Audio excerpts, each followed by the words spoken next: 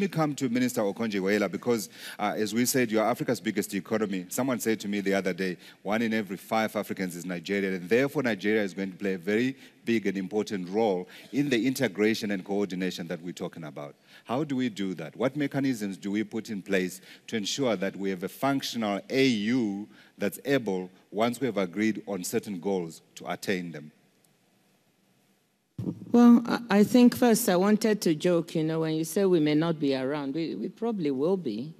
I mean, I see that if my children and my grandchildren are there, I'm also there. Okay, you are hopeful. Yeah, I'm very hopeful. So when I think of the future, I often think of them as well, because you're thinking of what would it be, what should the continent look like by the time they're in their 30s and 40s. Sure. But, Nigeria now has a very unique role. And I think it's in the interest of everyone on the continent that the country does well. Because, as you say, it's now a quarter of the continent's GDP.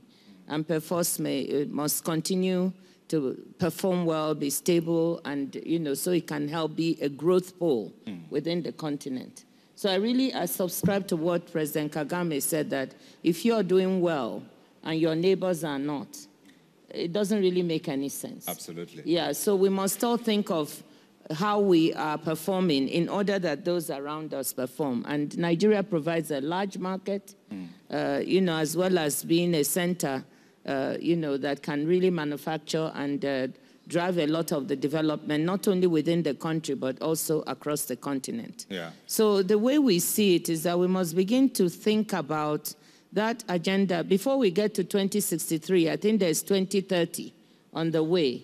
And we sort of said by 2030, so we've just done an infrastructure master plan in the country for 2030.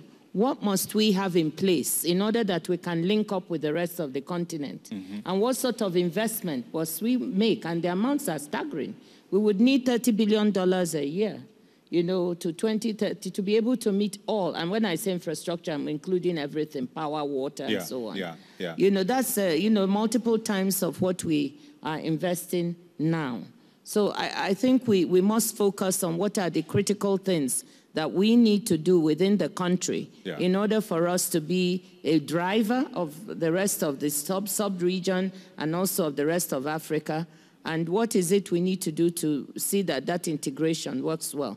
I like the idea of, the leaders on the continent focusing on some very specific key infrastructure. If we don't start focusing now, by 2030 or 2063, we will not have it. The Chinese often think in 50-year leaps, and that's why they're where they are today. True. So we must now identify the 3 or 4 or 5 critical things that have to be done, like the Lagos to Abidjan to Dakar Road, for instance, and start working on it now, under the aegis of ECOWAS and the AU. So just to give an example. Absolutely.